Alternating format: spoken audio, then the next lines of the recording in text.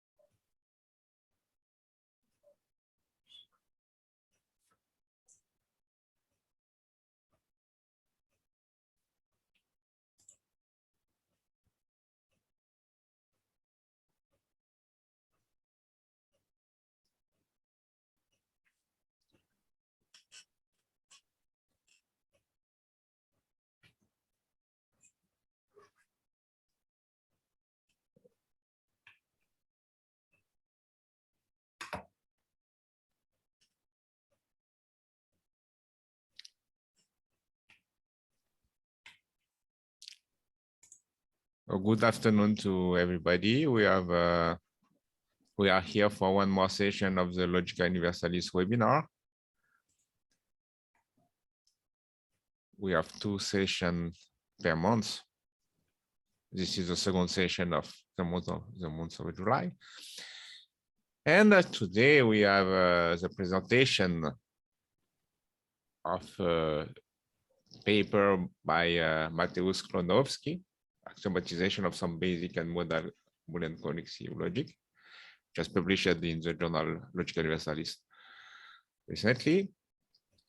Before that, as usual, we have the presentation of logic group related with the speaker or the topic of the talk. So today, Jacek Malinowski will present us the logic group of the University of Toronto. And the chairman of the session is Raja Natarajan, who is a member of the editorial board of the journal Logica Universalis. So please, Raja, you can go ahead. So, hello everyone. Welcome once again to this edition of the Logica Universalis webinar. As Jean-Yves just mentioned, we have 2 talks as always today, and we'll begin with the presentation of the work built up by the Toron School of Logic.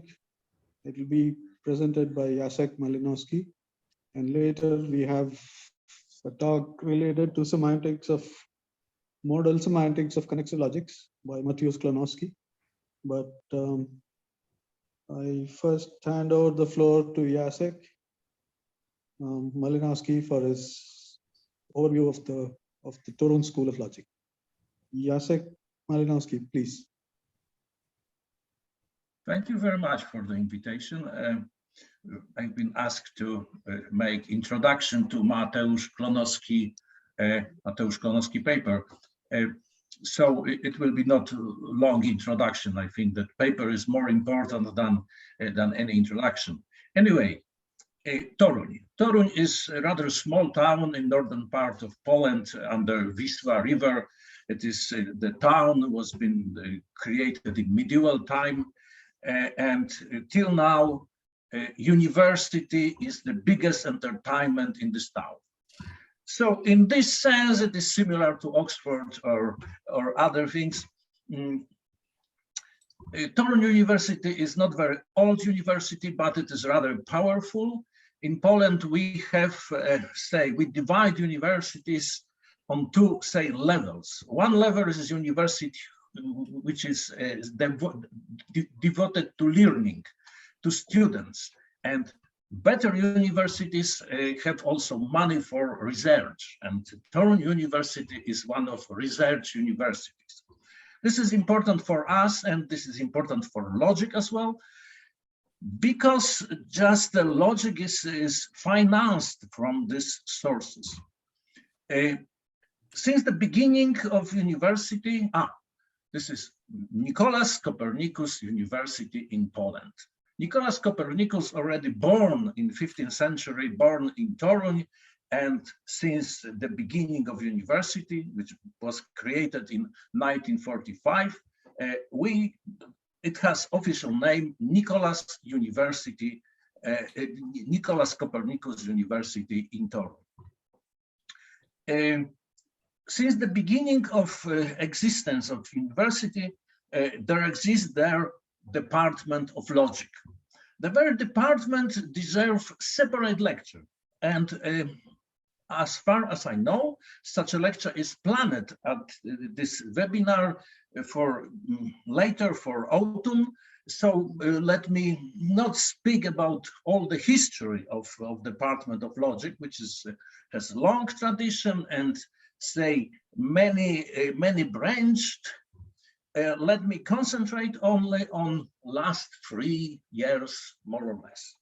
Since more or less 3 years, department is, headed by Tomasz Jarmużek. Tomasz Jarmużek, who work in the area, his main concern now since few years is relating semantics. And just relating semantics is one of the topics of today talk of Mateusz Klonowski. Mateusz Klonowski, I think, is closer cooperator of Tomasz Jarmużek, and they together also with me. I'm not a member of the department. I was the member of the department for many years, but now I cooperate very closely with them, but I'm not a member of it.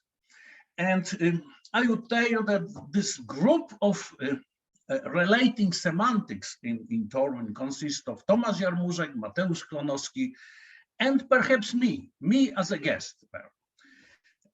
Other people there are Rafał Gruszczyński and Andrzej Pietruszczak.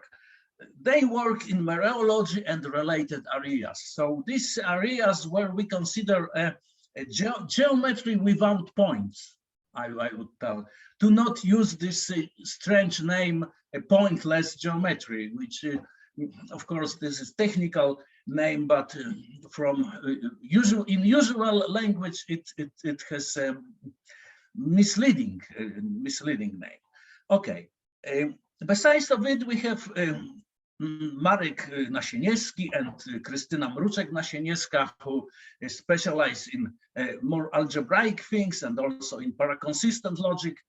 And to the end, last but not least, Rafał Palczewski, who works in philosophy of language and his very interesting ideas and achievements here. So this is more or less the whole department. As far as I know, there is a plan to give more extensive lecture on the history of, especially of paraconsistent logic between Toruń and Campinas, for example, etc. There is a lot to say about it, but this is not the topic of my today presentation, or rather today introduction. So the kern of research in Torun logic group, as I said, is relating semantics. This semantics will be presented, I think, in details by Mateusz, but this is quite new, not quite new.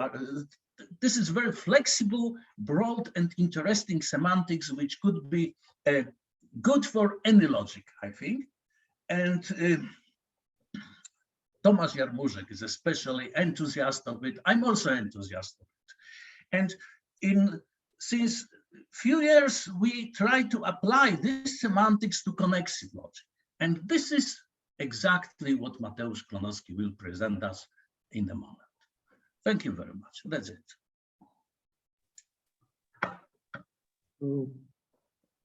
Thank you. Thank you for your brief introduction. Are there any questions? Does anybody need, are there any questions or people need more details about work in Torun? Yes. Maybe, yeah, please. Yeah, please. Yeah. Could you expand more on what you mean by geometry without points? Mereology. I don't know to whom we should attribute it in details, but it seems to me perhaps it comes somehow to Wittgenstein. I'm not sure. Okay, I will tell what I'm sure. Leśniewski, Stanisław Leśniewski in 1920s, 30s published a number of papers on mereology. Mereology concern geometry, the notion of set, not not distributed, not set as a collection of elements, but set as a collection of parts. Yes, this is mereology. And if we yes, look, I'm familiar with his work. Yeah. Okay, okay, but this is the first sentence for answer to your question.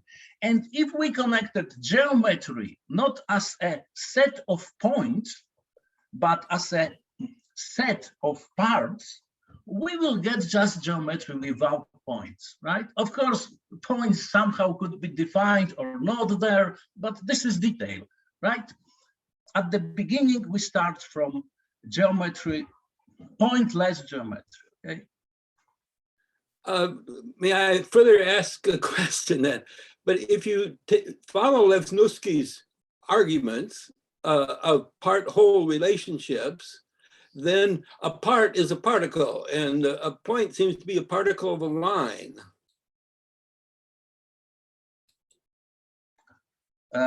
I'm sorry, this is question to me? Yes, yes. This question? My concern is a scientific concern, and it's very specifically a concern about abstract parts. And this abstract parts can be atoms, and atoms can be atomic sentences. Yes. Well, and atomic sentences are part of molecular sentences. And so this is where I don't grasp why you yes. would, well, the problem would turn to the conclusion. Okay, but I'm sorry, I don't work in area of mereology. I just told what people in Torun do, and it's hard to me to answer difficult, say, questions, detailed technical questions here. As far as I know, first problem what they delete from them is that relation of being part is not transitive. It's not transitive. If it would be transitive, everything will be like in distributive set theory. Anyway, I think we go a little bit outside of the topic of our meeting. Yes, definitely outside the topic of the meeting, but I think it's a crucial issue for scientific logics and the languages of scientific logics. Logic definitely is scientific. I believe that all the logic is scientific. I hope we all share this opinion. Yes, I think so, but science uses a variety of languages. And most all those languages of scientific logics involve particles, or if you would, the existence of matter. We can imagine at the beginning when we don't have particles. Particles are not necessary, at least in the principle, particles are not necessary. We can start from process. We can start from spheres. We can, let's say, geometrical plane consists of spheres, round spheres, that's it. And everything else could be defined, and question, what could be defined this way? And how, most important, how it could be defined? And even most important, what could be not defined this way? This is what they do. Thank you.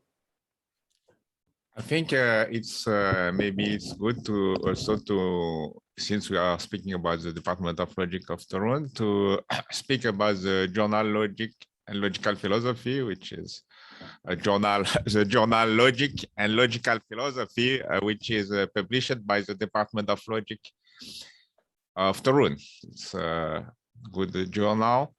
Of course, Jacek Malinowski is editor-in-chief of Studia Logica, which is another famous Polish journal of logic, also published by Springer. But logic and logical philosophy, it's nowadays it's becoming more and more famous, publishing a lot of interesting papers.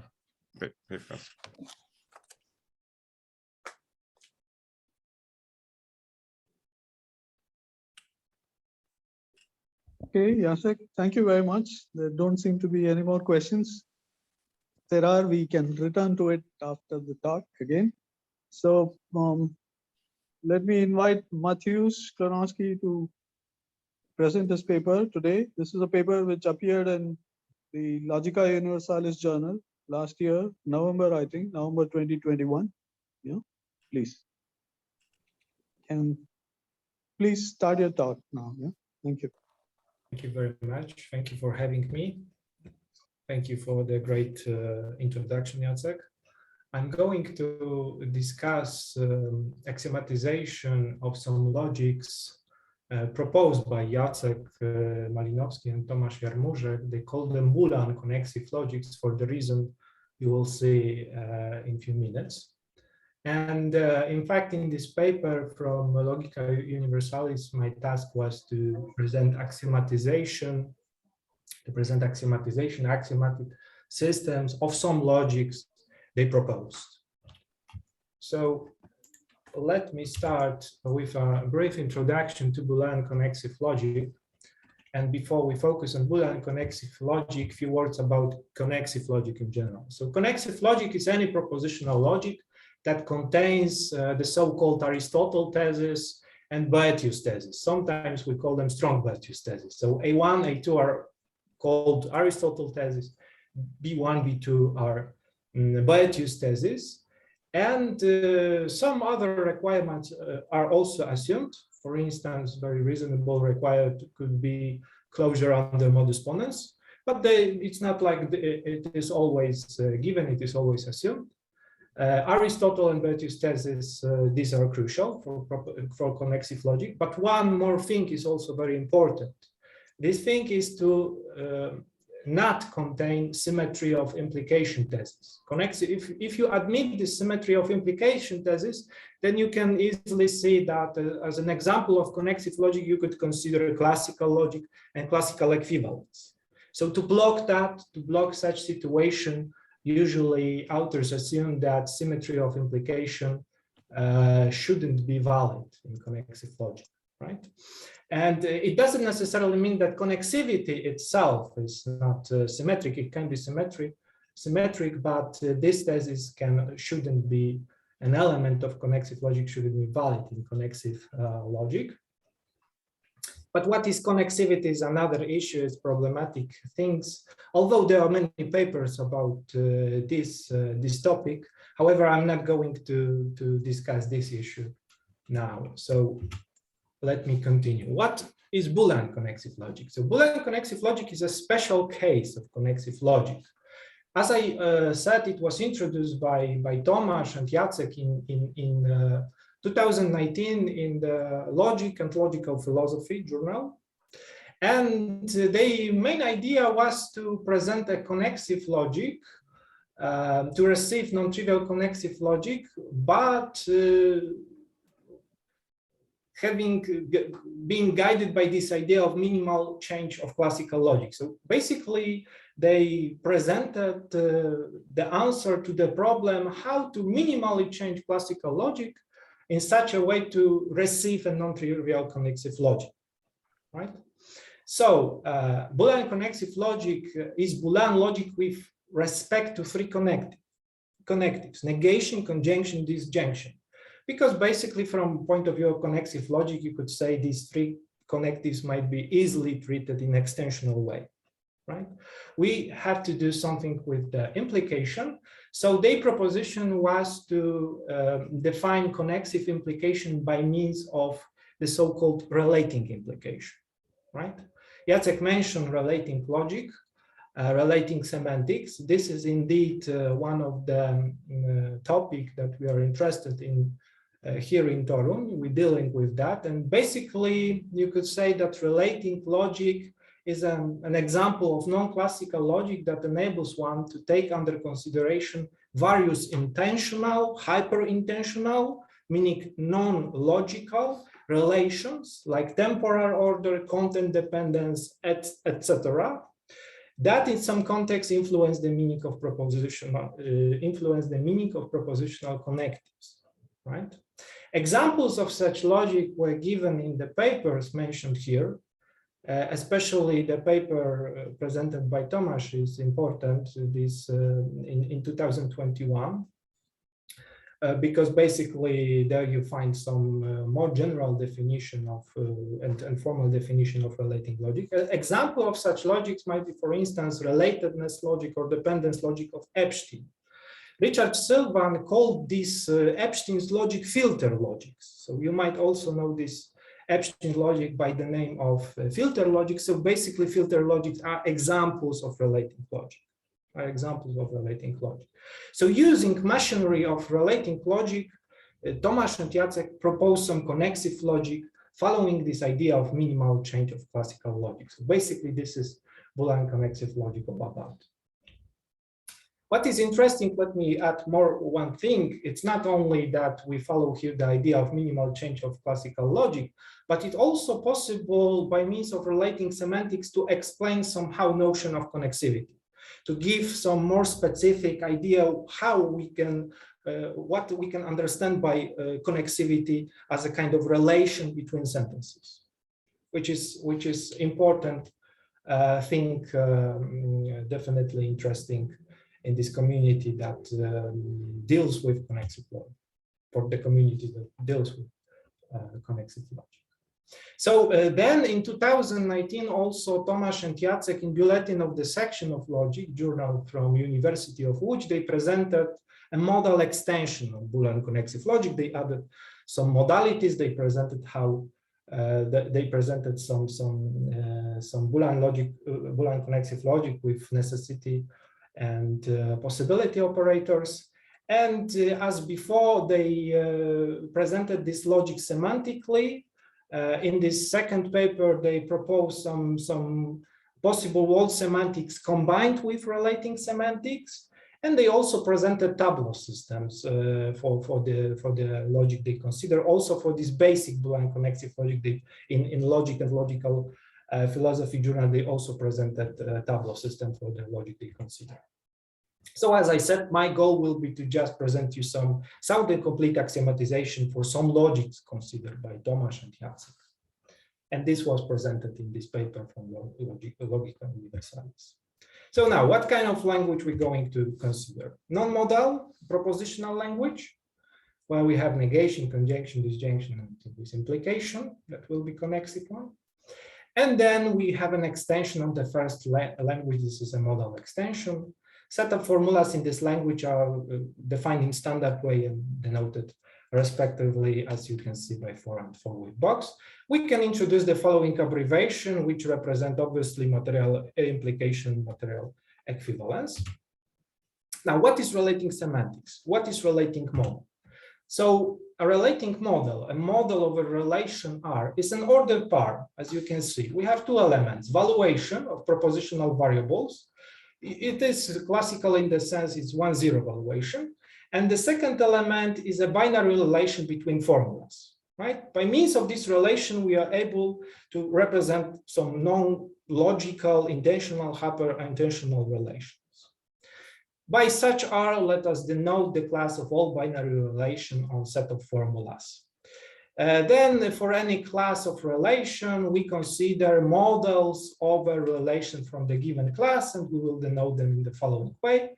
So MR is the class of all models, or all relating models for the considered language. Now, truth conditions. As you can see, negation, conjunction, disjunction are interpreted in classical way, right? What we have in case of implication. So we have two conditions. The first one is well-known material implication condition. And the second condition says that antecedent and consequent must be related. This is this filter element, you could say. We can also define notion of truth with respect to relation. As you can see, we just say that formula is true with respect to relation, if and only if it is true in all models over a given relation. Now we can define validity and semantic consequence in standard way with respect to class of models over some class of relation. And in fact, we could define notion of validity with respect to class of relation, not with respect to class of models over some class of relation in the following way. Right? So Tomasz and Jacek proposed some specific condition in order to be able to validate Aristotle thesis and Boethius thesis, because they are not valid for free, right? In the sense, they are not valid in all relating models for given non-modal language. So basically, as you can see, these conditions easily correspond. We can see some correspondence with Aristotle thesis, Boethius thesis. There is one more condition, closure under negation, which is interesting for some reason. So we could expect that there is a correspondence in the between this condition and connexive thesis, in the sense that one holds if and only if, that relation satisfies given condition if and only if a given thesis is true with respect to this relation. But in fact, we have only implication in one way. Namely, if a relation satisfies some proper condition, we can see that a given connexive thesis is true with respect to that relation. But the implication in other direction doesn't have to hold. So we can have, for instance, a relation such that with respect to this relation, some connexive thesis is true, but a given relation doesn't satisfy a given condition. The situation is different when we consider a relation that satisfies this last condition given by Tomasz and Jacek. This is closure under negation condition. Then we have this full correspondence. But without this condition, not necessary. So let us focus on just two basic Boolean connexive logic, which is the smallest Boolean connexive logic and the Boolean connexive logic received by this closure under negation condition. Right? So we have BC, the smallest, and BC with this with negation upper index. Now, combining possible words and relating semantics. So let us specify some modal Boolean connexive logics. We use, first of all, modal frame, standard Kripke frame, and then we have a relating frame, right? So as you can see, we have order pair, we have non-empty set of possible worlds, and we have a family of binary relation between formulas, right?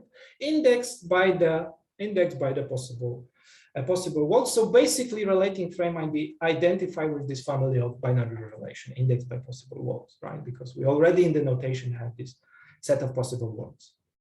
And we have these two, we use this notation of classes of all modal and respectively relating frames here. Okay. Now, combined frames are simply such frames that consists of modal frame and relating frame, obviously. So by such F, we shall denote a class of all combined frames. And then we can introduce some specific notation. Here you have with these brackets G1, G2, where G1 is some subclass of modal frames, G2 is some subclass of relating frames, and we can form some combined frames, right? Where we take some modal frames from G1 and some relating frames from G2, right? And so F, the class of all combined frames, is obviously this kind of frame, this kind of class of frames. And the model is as you can see, is Kripke model with this new element. This is family of relation between formulas. And we use some similar notation as before for the classes of models of given class of frames. Okay, so true condition. Quickly, we have standard classical for condition for negation, conjunction, disjunction, standard condition for box and diamond, and some modification of the previous condition for this relating implication for the arrow, right? We can specify, we can define notion of truth with respect to model, with respect to other structures. And we define notion of validity in a standard way, as well as semantic consequence with respect to class of models over some class of combined frames. But obviously, we could define notion of validity with respect to class of some combined frames, right? This is more or less modification of the standard result in modal logic. Now, Tomasz and Jacek propose another conditions, which are modification of the previous condition we proposed, in order to be able to validate Aristotle and Boethius in this modal context. And now we could define the least modal Boolean connexive logic and ask ourselves about other modal axiom schemata, how we can get them, how we can validate them, because none of them, in fact, will be valid for free. So first of all, by BC with box, we denote the smallest modal Boolean connexive logic. So basically, it is defined by all combined frames of a relating frame satisfy these 5 conditions, these modified conditions previously presented for the non-modal language, for the non-modal case. So necessitation rule holds for BC box. And obviously the following 2 well-known schemata also are valid in this logic, but none of the following are valid. None of the following is valid. So when we consider this well-known modal schemata, but where the main connective is a connexive one, right? Or we have some nested implication, it is also a connexive, like in case of K, it is not then a valid. We need to add some more conditions. So here are the conditions proposed by Tomasz and Jacek. For K, they consider the following 2 conditions for the combined frames. And we can show that if combined frames satisfy these 2 conditions, then K is true with respect to in the given frame. But again, like in previous case with this connexive thesis and the conditions we mentioned, we presented, it might be the case that we definitely find a frame that in which the K will be true, but it doesn't satisfy the second condition K2. It will always satisfy the first condition if K is true with respect to frame, but not necessarily the second one. Then, in order to validate other presented models schemata, we need to add more conditions of this kind proposed by Tomasz and Jacek. And of course, in case of T, D, B, 4, and 5, we also need to add this standard restriction of modal frame, meaning Kripke frame, right? Like reflexivity, seriality, and so on. So basically we get this correspondence, right? We get this correspondence if combined frame satisfies some conditions, standard model conditions, standard conditions for modal logic like reflexivity, seriality, etc., and some additional conditions for relating frames, then we get validity of given considered model schema, and also if model schema is true in the given frame, then frame satisfy some required conditions, some considered conditions. And so we can define some classes of combined frames having in mind the model schema that we want to validate, right? So then we can obviously define some modal Boolean connexive logics using some class of combined frames defined by given conditions, and we will denote it in the following way, having specified some class of combined frames. Okay. So now let me consider axiomatic system. Let me show how to axiomatize this logic. So first of all, we introduce axiomatic system, then we consider the problem of completeness. First of all, we need to introduce the set of all true functional tautologies defined in given language with respect to three connectives: negation, conjunction, disjunction. They behave classically, and we define true functional tautologies with respect to them. Now, we say an axiomatic system is any set of formulas that contains BL, Boolean logic, contains connexive thesis, and one more axiom schema is needed. It is weakening of relating implication, IMP, right? This is IMP. So weakening of relating implication. Then we also add a closure at the material detachment. It's not a modus ponens. It's not exactly disjunctive syllogism. It is a material detachment. And by means of these conditions, any axiomatic system will be in fact close under modus ponens where using R, right? So the axiomatic system for this smallest Boolean connexive logic will be in fact the smallest axiomatic system and will be denoted by S. And to axiomatize now BC with this negation in upper index, we use system that contains the following axiom schemata, the smallest axiomatic system that contains the following axiom schemata. So what is can1, can2? Let me explain what this axiom schemata says. So basically, the first says that if A and B are related, then negation of A and negation of B are also related according to the condition closure on the negation. But implication doesn't have to be true because of extensional reason.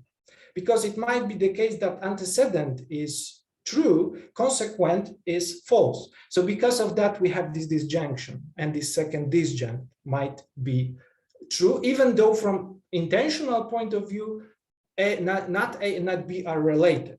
Right? Not A and not B are related because A and B are related. However, it doesn't have to be the case that implication, this connexive implication holds, as I said, because of the extensional reason. As you can see, similarly in the second case, we have similar situation in the second case, but in this case, it cannot be that there will be an because of extensional reason, the consequent will not hold. It is impossible because if A implies B in the sense of connexive implication, it materially also implies B, and we have here double negation. So because of classical reason, it also holds from extensional point of view. Now, what is modal axiomatic system? So any axiomatic system such that it contains Boolean logic but defined in this modal language, and moreover it contains these two axiom schemata well known from modal logic, and it must be closed under the necessitation rule. And then to define extension of the smallest modal axiomatic system, we just use the well-known a modal axiom schema as usual, right? And then the given system is denoted, the received system is denoted in the following way. So the least, the smallest modal Boolean connexive logics is axiomatized by the smallest modal axiomatic system, obviously, and we denote this system by S box. Notion of thesis and syntactic consequence are defined in standard way. And in fact, to prove completeness, we will use canonical models. So we define consistent and maximal consistent sets with respect to axiomatic systems. These are standard definitions. So let me now discuss the completeness. I will focus on the completeness to prove soundness. There is no problem. It's rather straightforward how to prove soundness. So first of all, canonical model for the non-modal case. So we have an axiomatic system sigma. We consider maximal consistent set gamma defined with respect to sigma. And canonical model generated by gamma is an ordered part, how we define valuation. Similarly as in classical logic case, the proof of completeness for classical logic. So basically A is one if and only if it is element of maximal consistent set. Two formulas A, B are related if the implication A to B is an element of maximal consistent set. So we just pick up implications from maximal consistent sets and relate antecedent and consequent, right? And we can prove the following lemma, which says that the content of the generated model, canonical model, is equal to the maximal consistent set by means of which we generated a given model, a canonical model. And obviously, we can see that a canonical model generated by any maximal consistent set defined with respect to system S, this smallest axiomatic system, is an element of class of all models, all relating models. So these two enable us to prove completeness with one more lemma. But before I mention this one more lemma, let me consider the canonical models for this logic defined by means of this closure and the negation condition. We need to change here the definition of this relation between formulas. We need to a little bit modify it. So basically, consider we have a maximal consistent set sigma defined with respect to S with this negation upper index, right? So we have standard canonical model as before, and now we define new relation, right? This is the smallest relation S that satisfy the following among the relation that satisfy the following two conditions. Rel 1, rel 2. And then we can observe that if A and B are related by this new relation, then either this holds or the following holds for some CD. Otherwise, this relation would not be the smallest relation. The set of all the relations that satisfy this condition is not empty, and the intersection is also not empty relation.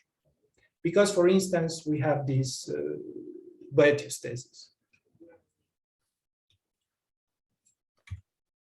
And so what is interesting here is that this we can get some new canonical model, but its content will be the same as the original canonical model.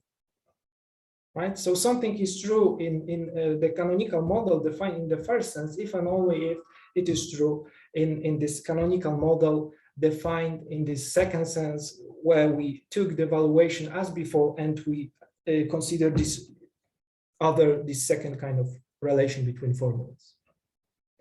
And this is we propose this new canonical model because it's easy to see that with this new relation we get a model from this class of all relating models defined by this closure and the negation condition, and obviously other condition proposed by Tomasz.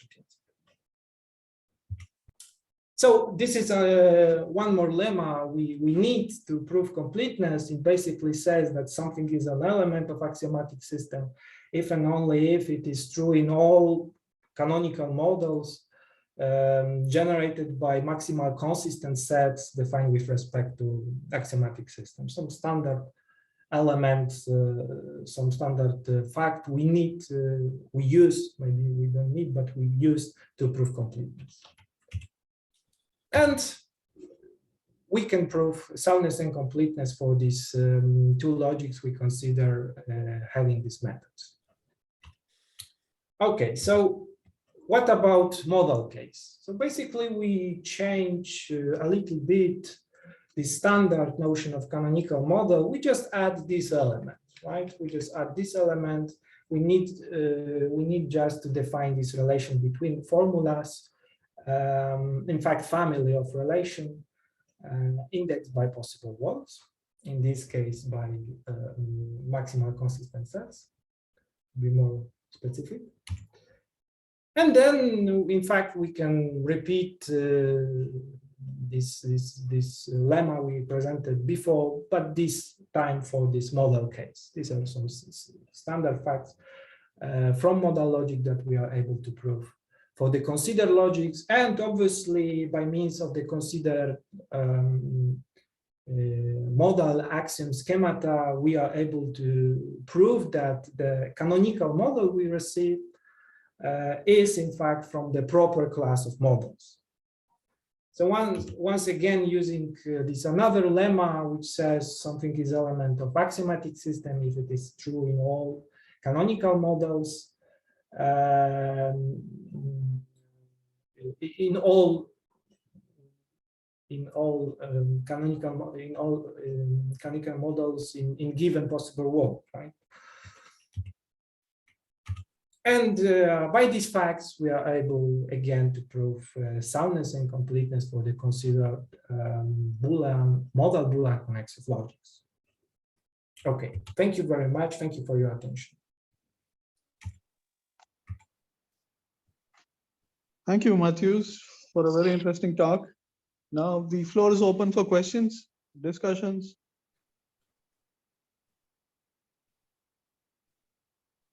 Yeah, there is a question from Müller Theis. Please go on.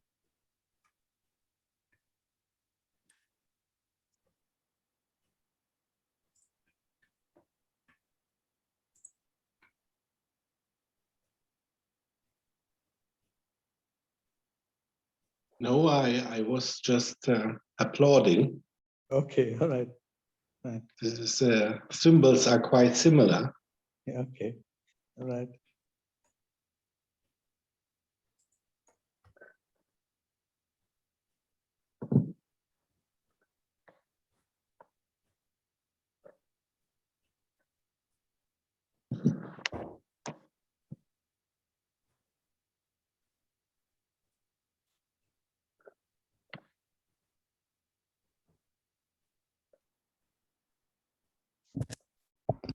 I think this is a topic which is still not very well known, but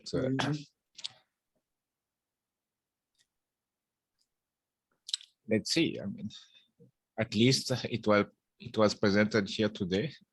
Yeah.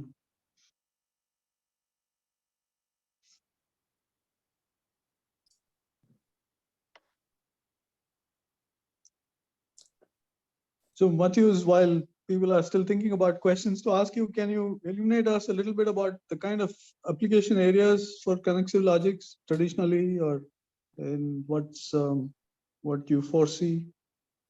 Once again, could you ask the question once again? What is the kind of prime application domains for connexive logics traditionally, and what you kind of foresee in the future? Some new.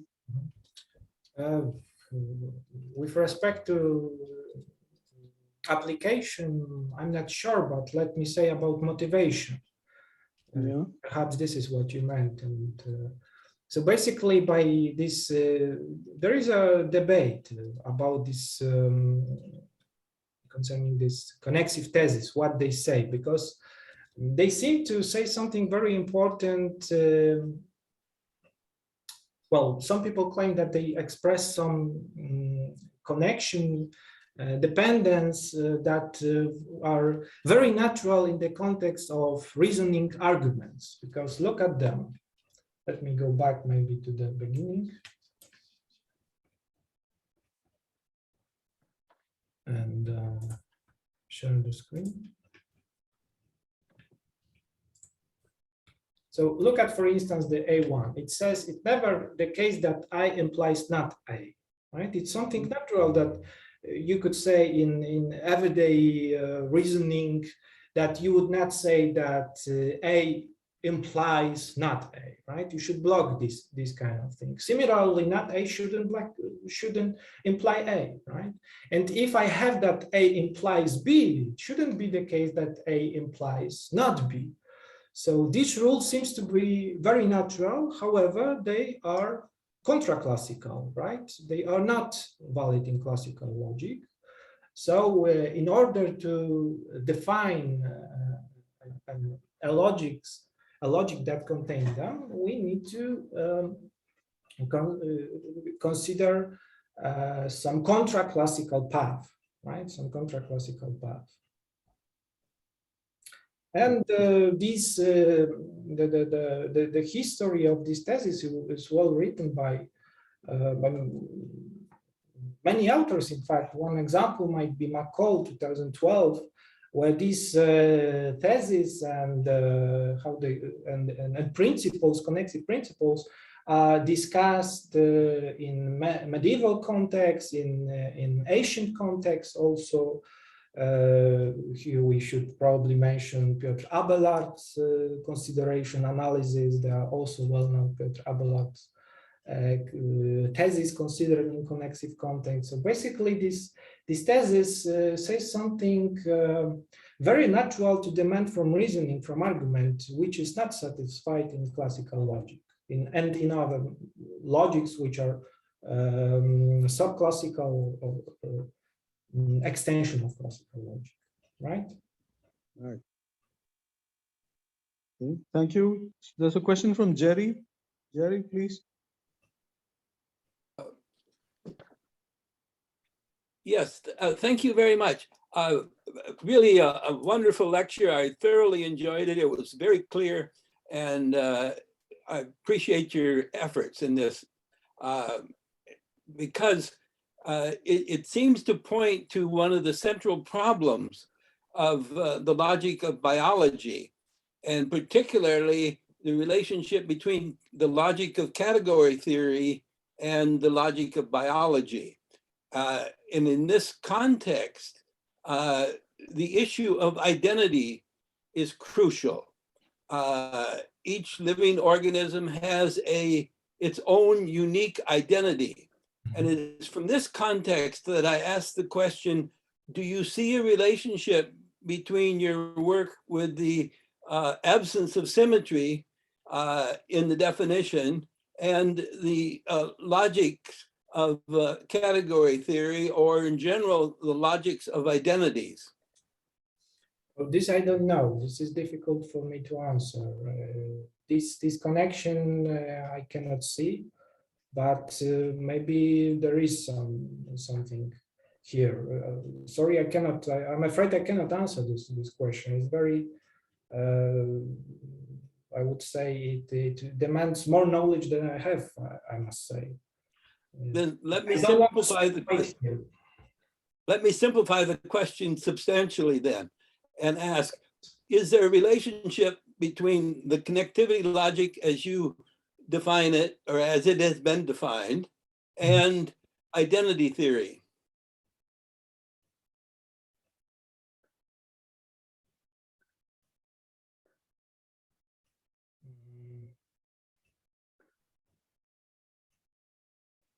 You mean that the connexive, if you mean that by connexive thesis you specify some properties of identity, but then, for instance, as I said, symmetry is missing. So how you could say that here we're dealing with some theory of identity.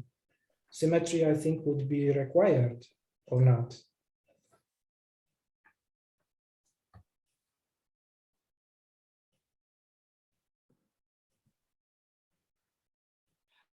It's okay. I can accept that as a reasonable conclusion to my question.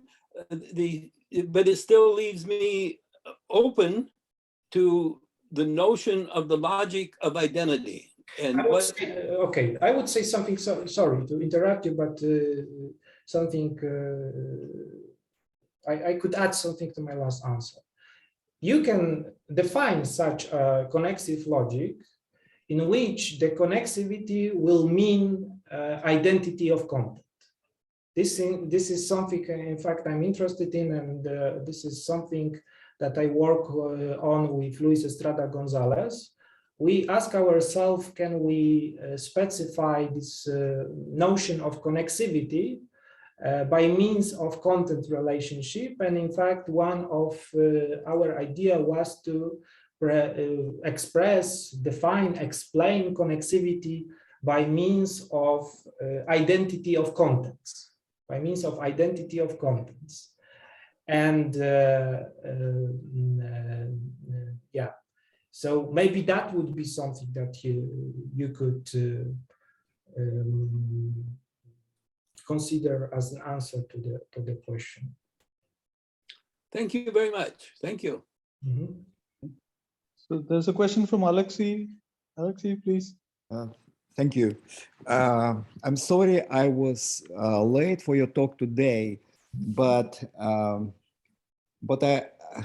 I read your paper while reviewing it for method reviews, so I'm familiar with this material, well, of the paper, with the content. And well, while starting your paper, while reviewing, I also read old McCall's paper. I think it's published in Handbook. Mm-hmm. And I had an impression that there is no full agreement about connexivity. That's correct. Yeah, and yeah, so it's not a question. Could you please elaborate a little bit about motivation and about the connexivity in general? Oh, but there are several papers. For instance, one of the idea is that the connexivity is about the consistency. This is the idea that, as far as I remember, it comes from Leibniz. I think some Leibnizian analysis here is presented. There is, in fact, a special issue of logic and logical philosophy devoted to connexive logic. Guest editors are Heinrich Weinsing and Hitoshi Omori. And this is this number was published in 2019. Also, the paper of Tomasz and Jacek was published in that number. And there is a paper of Professor Wolfgang. Sorry, I forget the surname. He considered this idea, this proposal to explain connexivity as a consistency. But then there are other papers, for instance. There is an idea of Professor Claudio Pizzi, to explain connexivity as a kind of contentability, compatibility.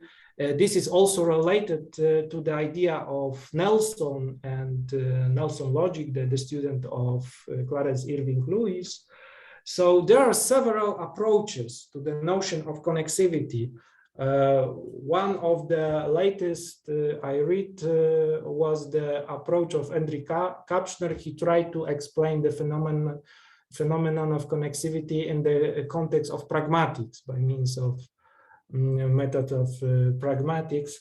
So there are several approaches, you know, and to say in general what is this relation, it's rather difficult, I think, because if you look at the connexive thesis, you can see that they say more what is not related, rather what is, right? They give us some negative condition rather than positive. So it's probably easier to say what is not a connexivity rather than what connectivity is exactly. Yeah, in relation to what you just mentioned, could it be that connectivity can be formulated without negation, or negation is always necessary?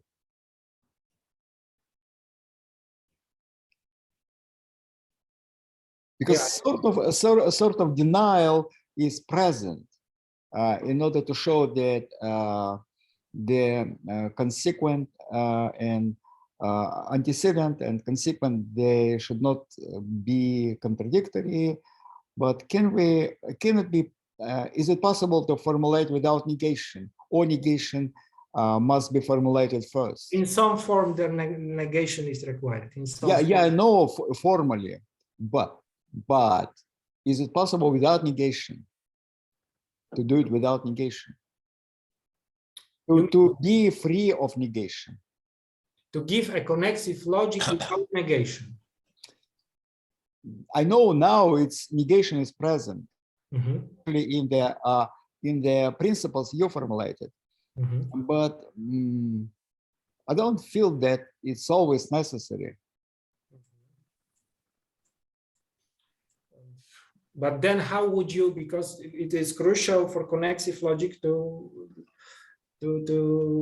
I don't know, maybe some sophisticated way. I see, by this meta language, on meta level, right? To hide the negation. That what you mean? Negation simplifies, of course, the formulation of connexive systems. Yes. But it means that we have, it's prior to connectivity. However, connectivity, it seems that it should not depend on negation as a connective, as a logical connective. So my question, is it possible to formulate a connexive system without negation, or just free of negation? Negation can be present, but okay, now I understand what you mean. Negation might be present in language, but I want to define some logic. I can then derive Aristotle and Boethius, but that, okay, now I get what you mean. Aristotle didn't have negation. Aristotle. Well, semantically, it had semantically, not as a logical constant. But Aristotle thesis has negation as a constant. No, it has Aristotelian logic is logic of terms. Oh, in this sense, okay. You mean in difference, okay? Because I'm thinking here about propositional logic. Well, but your question is still, because I understood your question in the following way: can I define connexive logic as a understood as a propositional logic, but in such a way to not have explicit Aristotle and Boethius of axiom schema? Yes, yes. Let me think. No, I think somehow you need to, maybe you don't have, obviously it's not like you have to assume Aristotle and Boethius thesis. You don't have to assume all of them in axiomatic system, because you can see from, if you have reflexivity, for instance, then by one, by two, you will receive Aristotle thesis. So you don't have to get all the connexive thesis, but always, I think, always the negation must be involved in the axiomat. Well, but this is just a hypothesis. I'm not sure about that. If we're talking about propositional logic, I can be a little bit more specific. So your formulation, and it's traditional formulation of connexive logic, is on the level of contradictories. Cannot be done on the level of contraries. Contraries. If we distinguish contraries and contradictories, when you use negation, it means that you use contradictories, but if you use contraries. I'm not sure. I'm not sure. This is an interesting question. I'm not sure. Thank you. Anyway, It seems to me that the answer is negative, but maybe that's just the first impression, which is wrong. That might be the case. So, but thank you for the question. It's interesting. thank you.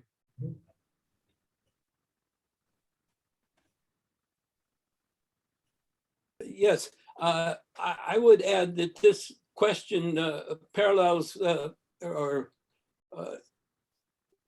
explores the same region of concern that I raised. And I would just add to it that number one, certainly scientific logics do not need negation as a logical operation. And secondly, C.S. Peirce's notion of the dichotomy, where he develops his propositional logic in terms of identities, he does not use negation. So there's something there. The question is, where is it? But is it not like define in such system, negation is not definable? Pardon? Negation is not definable in any way. Maybe it's not a primitive constant, but it's not definable in any way. Oh, you can define negation always. I mean, it's the definition.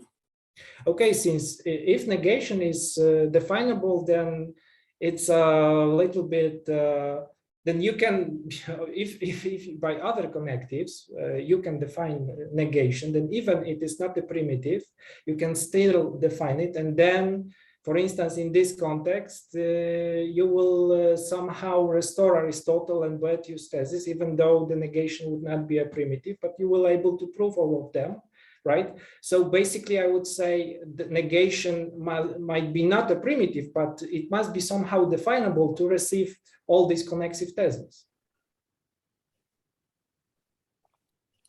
I concur.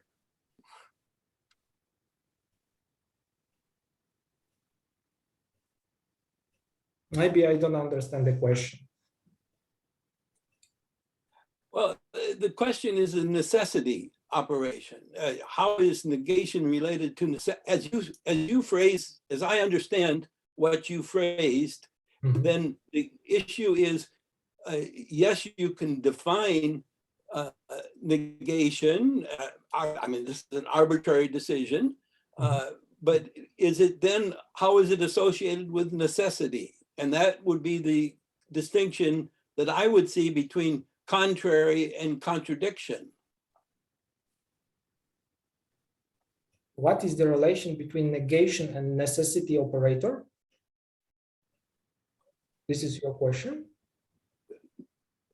No, I was only commenting on the previous comment and its relationship to C.S. Peirce's logic of the trichotomy and how he used his propositional logic, his development of arguments to relate to identity. It's many threads in this argument that are not necessary for connective logic. I understand. I'm not familiar with this work that you refer to, so it's difficult for me to comment somehow or to answer to your question. Yes, I understand. Thank you very much. I appreciate your lecture. It was superb. Thank you for your interesting question and for your precious comment.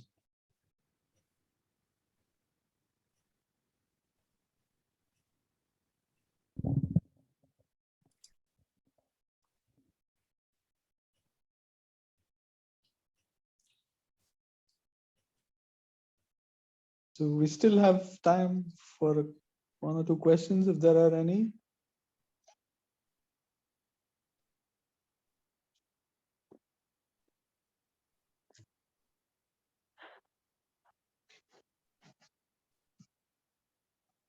Okay, I don't see any more hands raised. So let me thank both the speakers of today. Once again, thank you very much for an interesting discussion and talk.